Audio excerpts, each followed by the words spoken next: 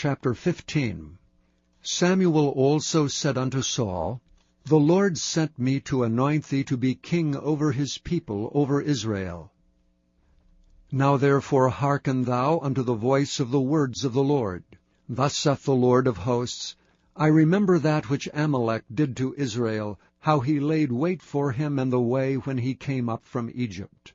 Now go and smite Amalek, and utterly destroy all that they have, and spare them not, but slay both man and woman, infant and suckling, ox and sheep, camel and ass.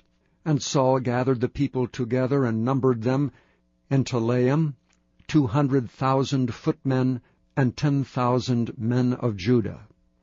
And Saul came to a city of Amalek, and laid wait in the valley. And Saul said unto the Kenites, Go, depart, get you down from among the Amalekites, lest I destroy you with them. For ye showed kindness to all the children of Israel when they came up out of Egypt. So the Kenites departed from among the Amalekites.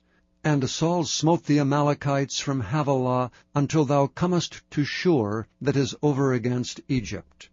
And he took Agag, the king of the Amalekites, alive, and utterly destroyed all the people with the edge of the sword.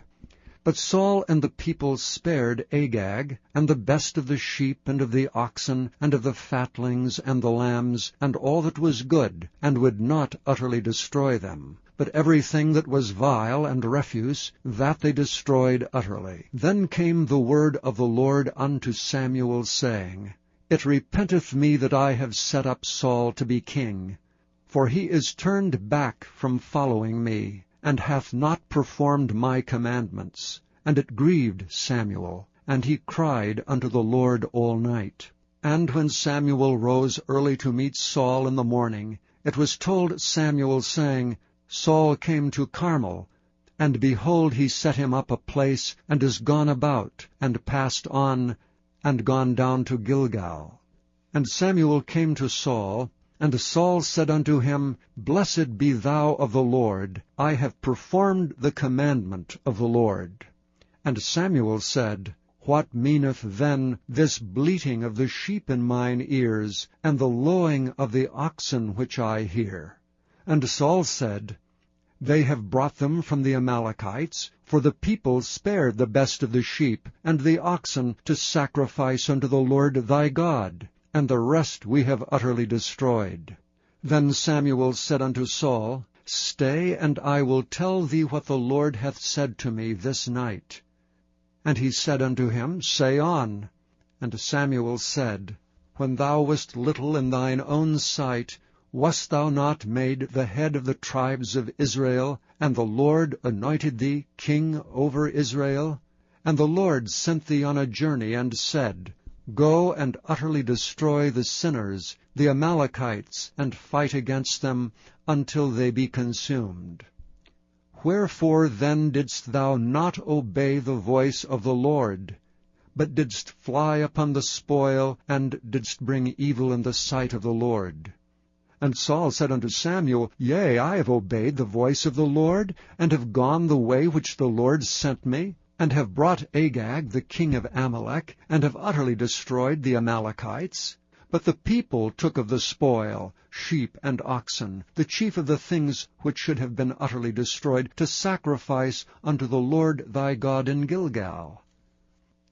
And Samuel said, Hath the Lord as great delight in burnt offerings and sacrifices as in obeying the voice of the Lord? Behold, to obey is better than sacrifice, and to hearken than the fat of rams.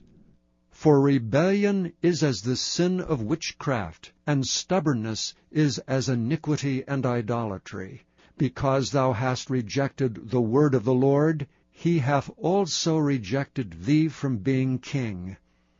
And Saul said unto Samuel, I have sinned, for I have transgressed the commandment of the Lord, and thy words, because I feared the people and obeyed their voice. Now therefore I pray thee pardon my sin, and turn again with me, that I may worship the Lord.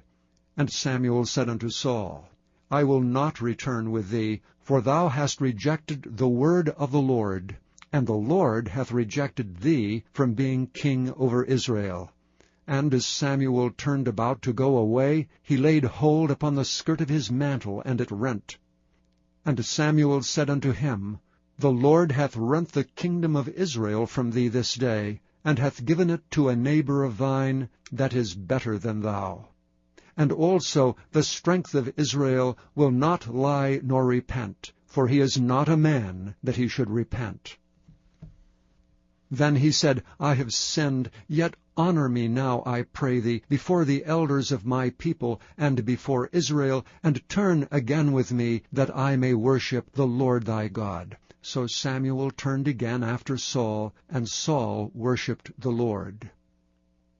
Then said Samuel, Bring ye hither to me Agag, the king of the Amalekites. And Agag came unto him delicately. And Agag said, Surely the bitterness of death is past. And Samuel said, As thy sword hath made women childless, so shall thy mother be childless among women. And Samuel hewed Agag in pieces before the Lord in Gilgal. Then Samuel went to Ramah, and Saul went up to his house in Gibeah of Saul. And Samuel came no more to see Saul until the day of his death. Nevertheless Samuel mourned for Saul, and the Lord repented that he had made Saul king over Israel.